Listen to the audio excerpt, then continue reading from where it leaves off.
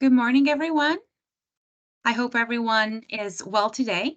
My name is Valentina Kova, and I'm the Communications Manager at Ontario One Call. I would like to welcome you all today and thank you for joining us for our Compliance and Industry Performance Quarterly webinar. While we wait a couple more minutes for everyone to join us, I would like to let everyone know that this webinar is being recorded and we will send out the recording in the next few days. Also, you are welcome to use the QA button at the top of your screen to submit your questions during the presentation. You can submit them at any point if you would like. We will address them at the end of the presentation.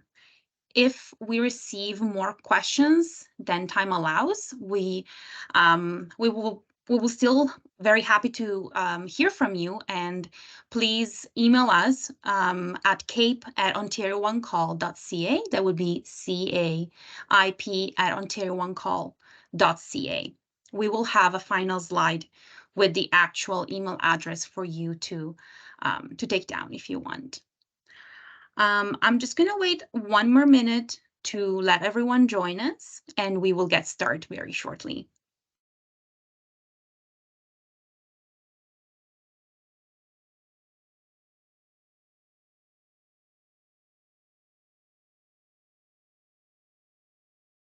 Okay, so it's 11:02. Welcome again, everyone. Thank you for joining us. I would like to welcome Ryan McAfee, our Director of Compliance and Industry Performance. Ryan, the floor is yours. Thank you very much, Valentina. Good morning, and good morning to everyone who's joined us today. We advance the slide deck here. So here's what we have planned for today's webinar. We'll start with introductions and welcome for our guests today, for our participants, as well as our panel. We're going to talk to you, although this wasn't in the initial plan, we're going to share an additional resource about sharing locates. So that's something new that we'd like to share with the regulated community. And then the reason for today's webinar and the bulk of the time that we'll spend together today is with the Compliance Support Program overview. And before we get to the questions and answers at the end of the webinar, we have some additional resources that we'd like to share that will be presented by our training and education team. So I will advance the slide. Excellent. So I can ask my fellow panel members to turn their cameras on just for a moment. Excellent. Good morning, everyone. So I'd like to first present or introduce you to my co-presenter, Erica Richler, who is the co-managing partner at SML Barristers and Solicitors. We're very grateful for the work that Erica and her team at SML have done as our external partners who have helped us take an idea of what a compliance support mechanism could look like and be our partners and thought leaders into turning those fuzzy concepts into an operationalizable policy that we're here to share with you today. Also on the call, we have supported by Isabella Ahaji. Now, you may know Isabella as one of our compliance administrators. You may have had a back and forth with her in advance of today's webinar, especially if you've had any questions, or through her role in the compliance team, supporting the community with late locates and other compliance matters. As well, we have Corey Officer, who is the Compliance and Industry Performance Supervisor. Corey's been with the organization for a number of years, and he has oversight and leadership of the Compliance and Industry Performance Program, or CAPE. I know that we hear very often that One Call we use a lot of acronyms, so you might hear me saying CAPE, and that's Compliance and Industry Performance. And finally, is this the best for last? I'm going to introduce Jeff Hitchcock. It's unusual for me to introduce Jeff because Jeff's been in our world for a number of years, in the regulatory world in this sector for, I think it's 17 years now, Jeff, you'd mentioned. So Jeff is well known across the sector, and he is our education and training program manager. So that is our panel. Thank you, everyone, for joining us. And we'd also like to say a welcome to our underground infrastructure owners, our UIOs, our excavators, of course, our regulated and regulatory community, our partners in regulation and government, and of course, the Ontario One Call staff and who've joined us today, as well as our board members who've taken time out of their day to join us here today. Now, when we met last time, so the first time we had a CAPE compliance and industry performance touch point, our first quarterly touch point was in May. And at that time, we called this meeting the performance primer, and we shared a number of 2022 performance data with you and how different sectors stacked up. On that day, we were joined by Brandon Denton, our Director of IT Services, who shared a number of resources and insights about how Ontario One Call systems work. Now, before we move on, I'd like to say that in the Q&A section, tell us what topic you'd like for us to cover next time. I'm keen to cover dispute resolution, but remembering that the CAPE presentations are quarterly, please let us know what you'd like to see next, and we're happy to consider that. So I'm going to change slides just for a moment. And as I'd mentioned, the topic of today's presentation, of course, is the compliance support program, but we did want to take a moment to share a new resource with you. So the visualization on the screen is just a screenshot. So it's a screenshot of the Ontario One Call website.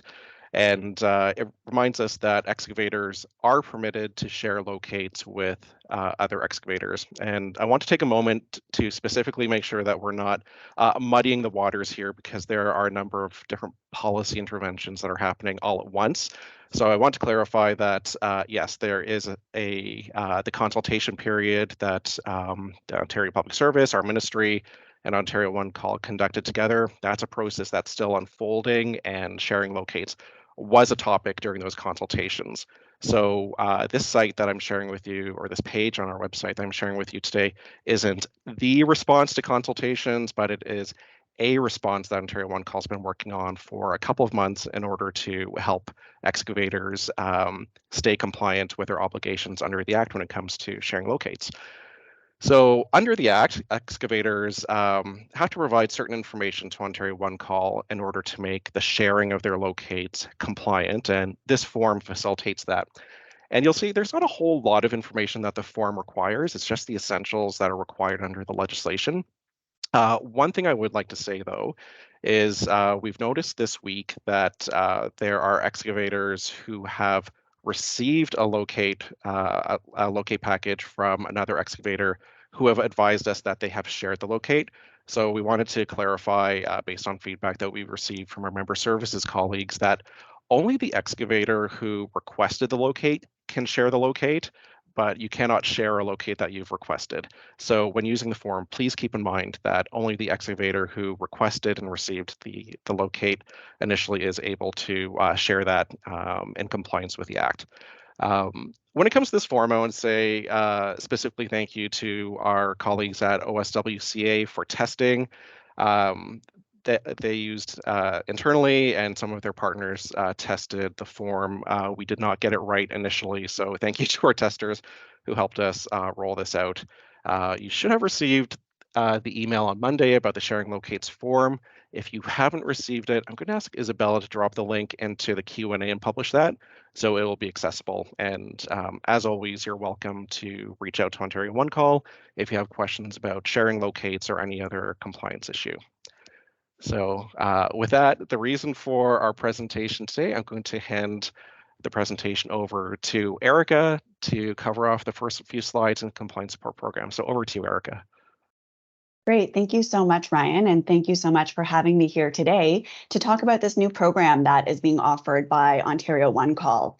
So as you'll know from the title of the presentation, what Ryan has said already, what we want to do today is introduce you to the new compliance support program that is being rolled out by Ontario One Call. And what this is it's a new pilot program. So it's a project that's being developed by Ontario One Call to support underground infrastructure owners, or UIOs, that have historically had challenges meeting the compliance requirements under the Act, specifically relating to the locate performance requirements.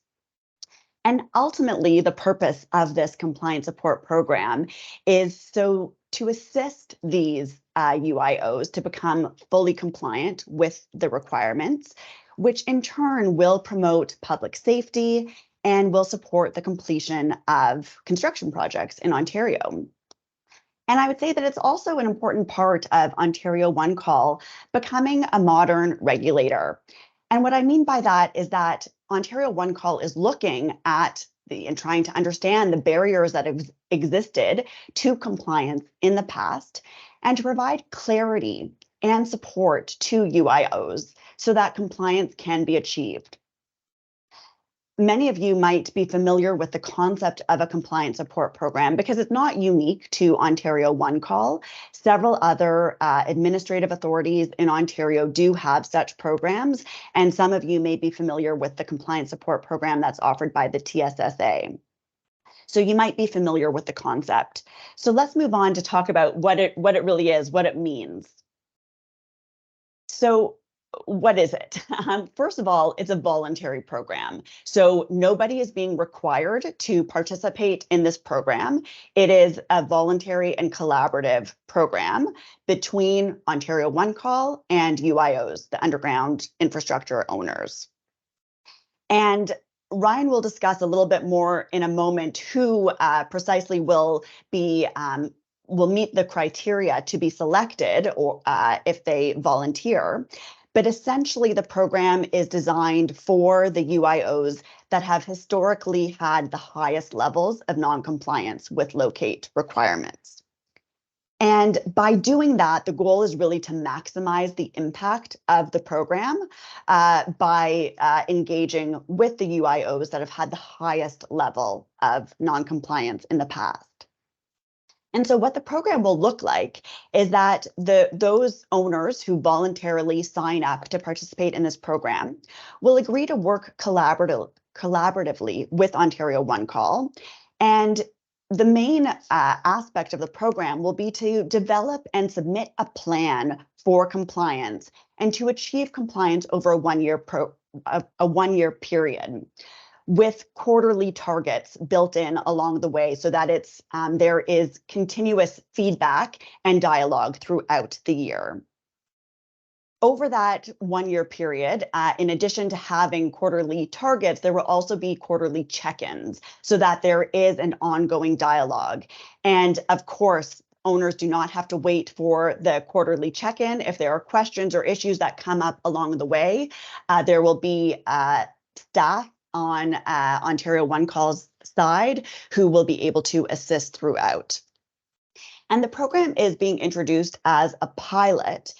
So it is being introduced this year as a pilot program for a year, and this will allow Ontario One Call to review and assess the program at the end of that year-long period, seek feedback from those who do volunteer and participate in the first year, and make an informed decision about whether any changes need to be made to the program going forward. So I'm going to turn now to Ryan to discuss the selection criteria in more detail. Thank you for that, Erica. I'll just advance the slide here. Okay. So the call for volunteers to the compliance support program pilot went out on April 1st, and the call for volunteers period ends August 31st. So if you're interested in participating in compliance support, please let us know. You have another week or so in order to let us know that you'd like to. Now,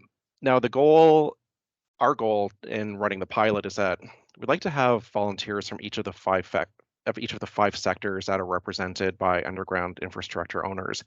But of course, in developing this policy, we considered what if we need to break a tie, what if there are multiple volunteers who want to work in compliance support, we don't have space for everyone, or what if there is what if not enough underground infrastructure owners are volunteering and we need to proactively solicit volunteers after the 31st. So here's the mechanism that we came up with.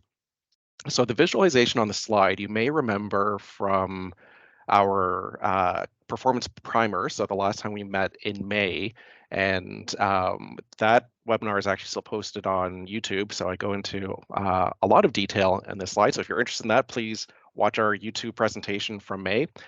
But here it is in a nutshell. So what this visualization tells you is that based on 2022 locate performance data, in the dotted, so on this, in the square on the left with a dotted border, you'll see that just 10 members were responsible for 61% of late or incomplete locates.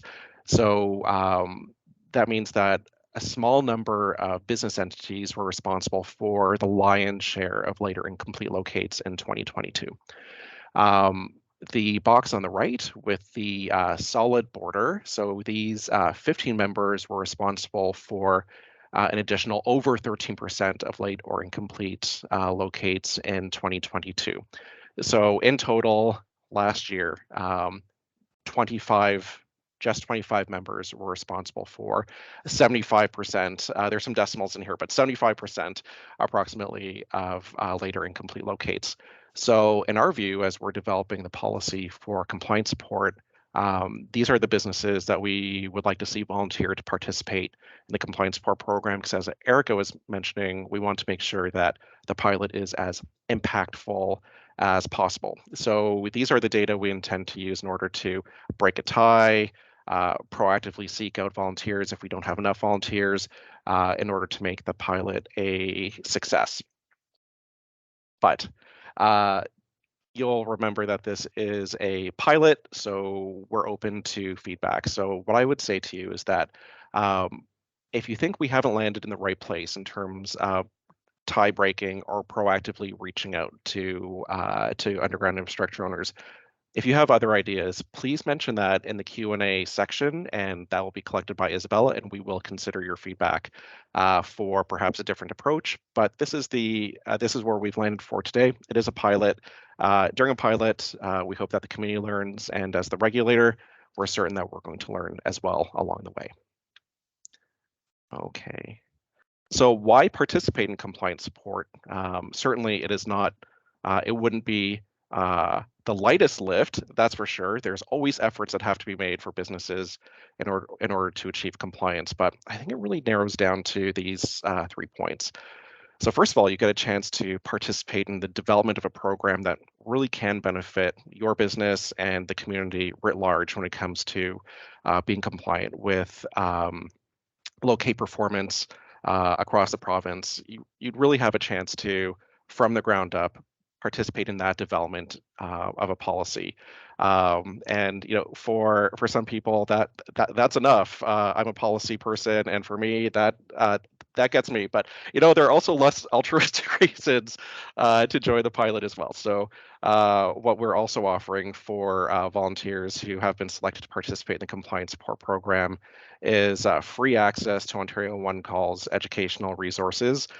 Many of you on the call today, just looking at the participants who have joined us today, may have already taken PLAC, the Professional Locate Administrators course. There are also other offerings that Jeff will mention in a moment. So there's free access to those tools for your business while you're participating, while you're volunteering in the pilot. And there's also the opportunity, finally, to have direct access to a team from Ontario One Call, made up of a member from our member services team and a member from our compliance and administrative. Nope, that's not it. Our CAPE team compliance, our compliance program, who together will be the facilitators of the compliance support program. So you'll have direct access to them as well as quarterly meetings with your facilitators to make sure that you are on track. And if some targets need to be rethought, then you'll have access to a team in order to do that. So there is a lot of information in the last couple of slides, but what we thought would be helpful is to have a visualization that comes up later. I will pass it on over to Erica for what it takes to participate. Thank you so much. So as Ryan just said, he was talking about what some of the benefits of the program might be, but what is being asked of you if you are volunteering in this program? Essentially, we've highlighted the key requirements on this slide. But essentially, it would involve, first of all, identifying who within your organization has responsibility for compliance with the locate requirements and ensuring that the right people are involved so that compliance can be achieved and there can be that needed dialogue between your organization and Ontario One Call. And so what the program will require is that there be some representative from an executive level, a legal team, and an operational representative who can oversee the compliance effort and participate in the compliance support program with Ontario One Call staff. So then, as mentioned very briefly at the beginning, the main tool of the compliance support program will be a plan that is developed by your organization, but working closely with Ontario One Call. And then once that plan is in place, so this would be a plan with quarterly targets, there would be a collaborative working together with the Ontario One Call team to achieve that plan and providing feedback to Ontario One Call throughout. This is a support program, so your organization would be responsible for meeting those targets, but while gaining support from Ontario One Call staff. And then at the end of the pilot, as mentioned, the goal is to get feedback, debrief with your organization about what worked and what didn't, so that changes can be made both to the program, but also so that ultimately compliance can be achieved by your organization.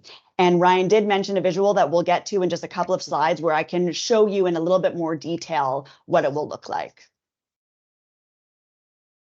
Thank you for that. So one more slide before the process flow is what is Ontario One Call's role when it comes to the compliance support program? So first of all, it's the coordinating and administering of the program. So that includes selecting the members from the CAPE team and member services who will act as the facilitators. It includes the policy around how we will function as a pilot, how we select participants and volunteers, and that administrative component is what we're doing internally. And part of that is, frankly, meeting with you today. Also approving the compliance plan that Erica just mentioned. So there are plans that perhaps we're not expecting a literary masterpiece when it comes to the compliance plan. We haven't seen one yet, so it's tough to give guidance. We, internally we would say we're sure that they would be less than 10 pages, but really the crux of it is to make sure that it is an achievable plan with targets in order to meet within 12 months. So we'll provide feedback and improve that plan before the plan's actually initiated.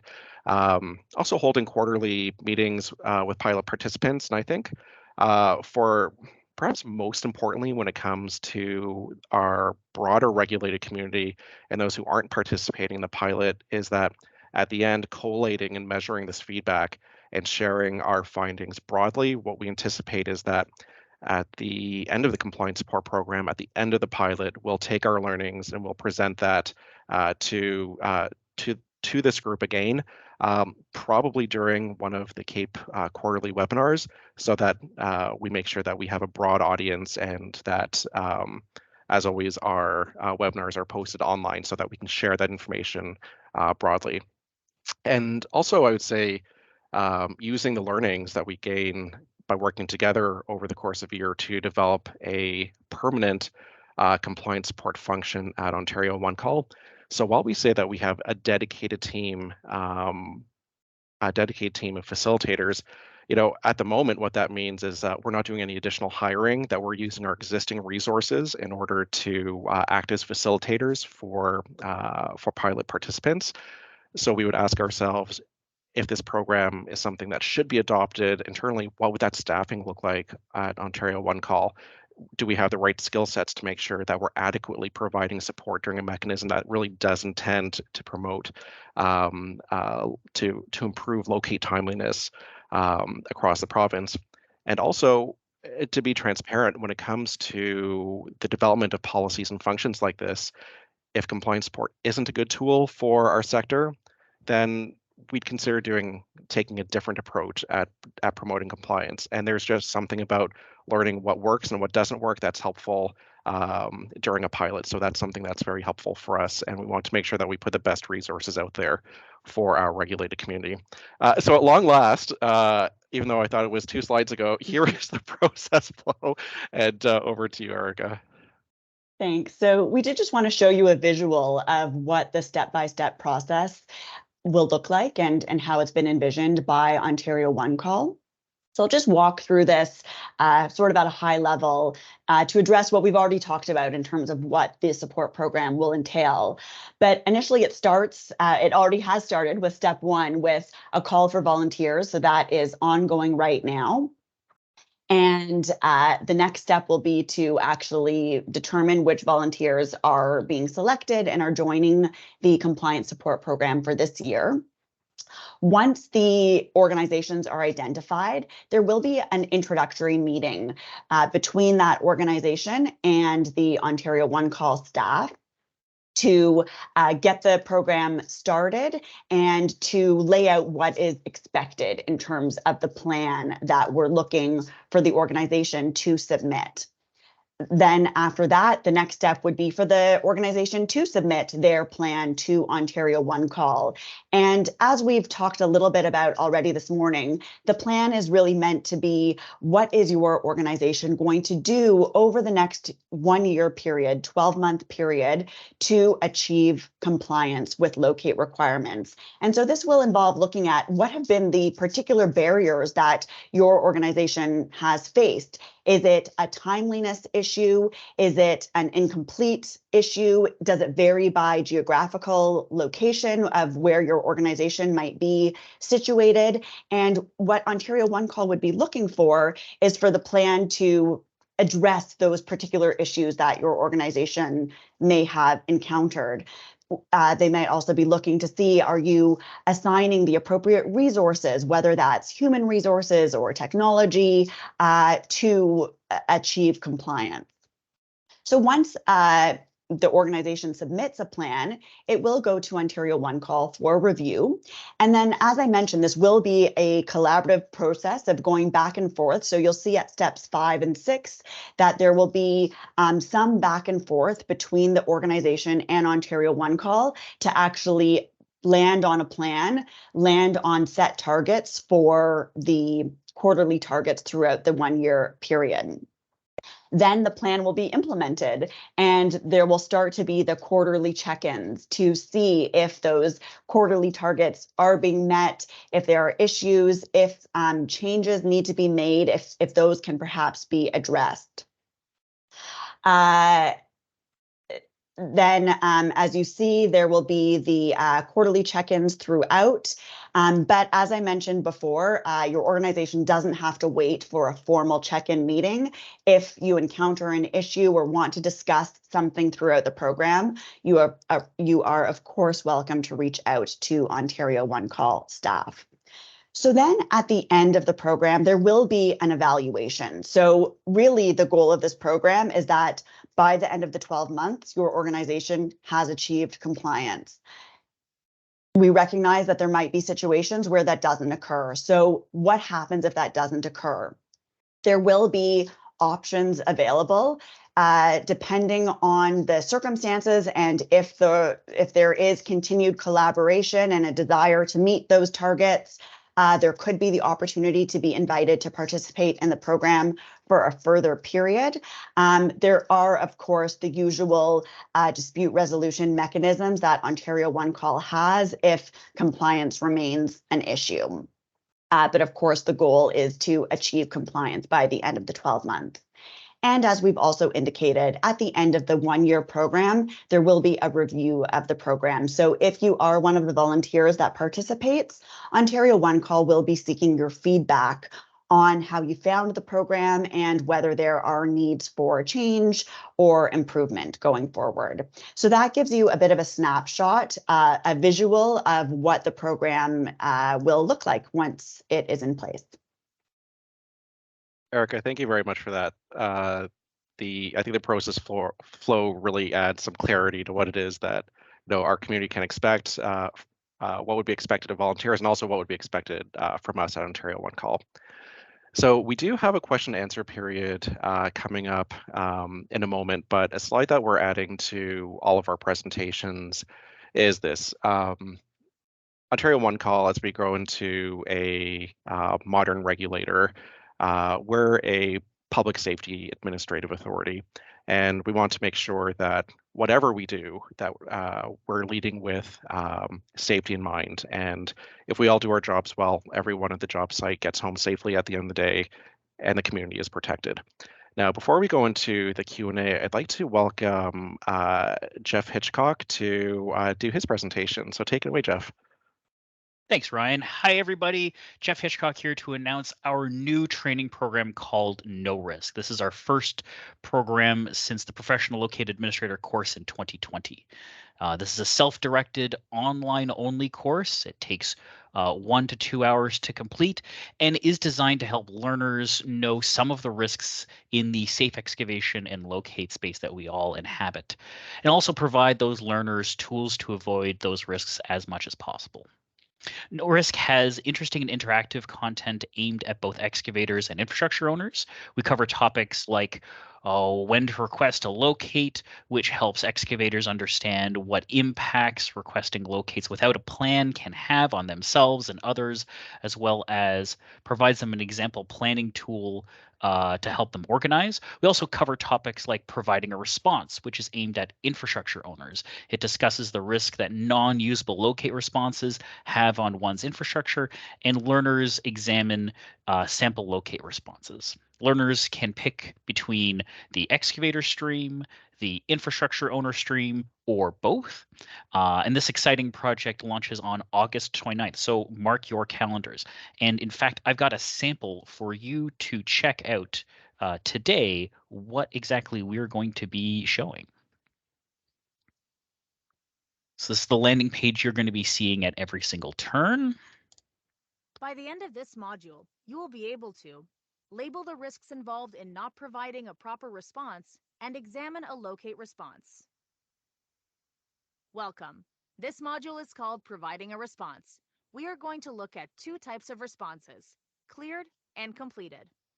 Anita, I want you to know that ABC digging relies on the information that's provided in that locate request to dig safely. Without a proper locate response, we cannot know our risk. Brian, are you able to tell me how the required locate paperwork enabled you to know your risk? Have you had cases where it has helped? I have certainly had digs where the locate package helped me. Can you help me to explain this to Anita by labeling all the ways that an accurate locate request can help her know risk? Click on all of the ways in which you think that providing an accurate locate response will help you to know risk. Then hit Submit. Here is a activity that we're going to go and have the learner complete. In fact, I will complete this activity with you here. I know that when I am completing this type of work, when I'm requesting a locate, it helps me understand the risks that are underground. Let me see here. It ensures my dig is compliant with Ontario One Call legislation. That is true. It guarantees someone else is responsible for my dig. No, absolutely not. It's more than just a locate. It contains valuable information to protect crews and property. Absolutely. Gives excavators confidence that the dig will not interfere with underground infrastructure. I think so. It's the only way to get a permit. Not necessarily. It's like getting extra insurance. I don't really think it's that. Getting a locate reduces costs if I damage underground pipes. Maybe, maybe not. I think I'm going to click submit and you see what my results More are. than just a locate. It contains valuable information to protect crews and property. It ensures my compliance and gives the excavators working around my infrastructure confidence. But most importantly, it helps me to know the risks of what is underground. So this is just a sample of what Ontario One Call will be putting out for our no risk program come August 29th. In addition to that, I would like to also advise that if you are looking to show or provide this sort of example to either your peers or your managers or even the people that report into you in order for them to get hyped up about the launch on August 29th, please contact Ontario One Call at training@ontarioonecall.ca. I'd be more than happy to give you the link so you can spread the news, spread the word. You'll also hear from us through our social media channels. And of course, on August 29th, please join us by registering for No Risk. Thank you. Thank you very much for that, Jeff, and thanks for the walkthrough. I know that there is a lot on training and education's plate this year, so looking forward to this. And the community may hear of other trainings offered by Ontario One Call in the future as well. So thank you for that. So at this point, I'll ask the panel to turn your cameras on, and we will go into the Q&A session. Hosted by Isabella. So we have questions from submitted prior to the webinar. There may be some questions asked during the webinar for the panel. So let's take it away. Isabella, over to you. Hello, everyone. I am Isabella Hi. Fiahaji, and I am the Compliance Administrator at Ontario One Call. I want to thank the panel for all the information presented to us, and I have a couple of questions here. So the first question is directed to Corey. Who is eligible for the Compliance Support Program? Thank you, Isabella, and happy to be here with all of you today. So the IOs, infrastructure owners, would be eligible for the compliance support program. There would be a priority for those members that contributed most the most amount of late locates within 2022 in the province of Ontario. We would also be looking for infrastructure owners that from each sector, a minimum from one from each sector, as well as if we do not receive enough volunteers, then we would be reaching out to those individuals. Thank you so much, Corey. I have a second question here for Erica. Can you clarify what my responsibilities will be as a participating underground infrastructure owner? Yes, for sure. Thank you so much. So really, the key task that needs to be done as part of the compliance support program is the development of a plan and then working towards meeting that plan. But the other responsibilities include identifying the key people within your organization. So the person at the executive level, the legal level, and the operational level who can oversee compliance throughout the program. Then it's, as I said, submitting that plan and following the plan. And then at the end of the program, providing feedback on the program. Thank you so much, Erica. I would circle back to Corey. How are performance targets determined? That's a great question. So as Erica mentioned a little bit previously, the process would be very collaborative. We would be working with the UIOs to create a plan. They would be making that plan on their own on how they would become compliant by the end of the pilot. And the compliance support program team would review the plan, provide feedback, and that would give the UIOs an opportunity to review our feedback and let us know if they have any concerns, if it's unreasonable or unachievable, and we would work together to finalize that plan. Thank you so much, Corey. I have another question for you, Corey. Who will be my contact during the compliance support program? Yes, so Ontario One Call would provide at least a minimum of 2 representatives to support the UIOs in the compliance support program. One would be from our member services team, as well as one from the CAPE compliance and industry performance team. Thank you so much, Corey. I will circle back to Erica. What happens if I miss my quarterly performance targets? Thanks. Yeah, no, that's a good question. So really the goal is to achieve full compliance by the end of the year. But as we've mentioned a few times, we've said the word collaborative a lot. This is meant to be a collaborative process, and there is meant to be dialogue between Ontario One Call and the UIO, the underground infrastructure owner. So if one target is missed, the idea is that we would work together. Ontario One Call would work together with you to try to see how compliance can be achieved over the remaining course of the 1-year period, with the goal being that at the end of the year program, you have achieved full compliance. Thank you so much, Erica. I have an interesting question for you, Ryan. What happens if I have not met my targets by the end of the compliance support program? By the end of the program. So so really the answer is very similar to what Erica said, that the compliance support program is meant to be a collaborative approach, particularly during the pilot portion of the compliance support. And if we adopt it full time permanently after the pilot, then that's another thing. So let's talk about just during the pilot. There's no direct compliance outcome when it comes to failing to meet a performance target at the end of compliance support.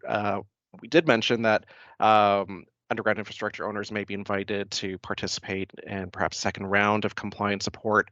And as usual, where there are complaints made to Ontario One Call and there's an investigation that's undertaken, any of the outcomes from the dispute resolution process could be triggered. Now, under the dispute resolution policy, and that policy is available online, by the way, there are disciplinary and non-disciplinary outcomes. So a requirement to change your business practice might be an example of a disciplinary outcome, or non-disciplinary is perhaps a warning letter being issued, perhaps an education disposition. So some of the training or education that Jeff has mentioned, or Jeff's team constructs as resources for the sector, we may require that to happen. But I would say that there's no direct outcome. So there's the participation in the pilot, but there's also getting your locates done and still staying on top of compliance requirements. Thank you so much, Ryan. I have another question for you, Ryan. Why should I participate in the compliance support program? So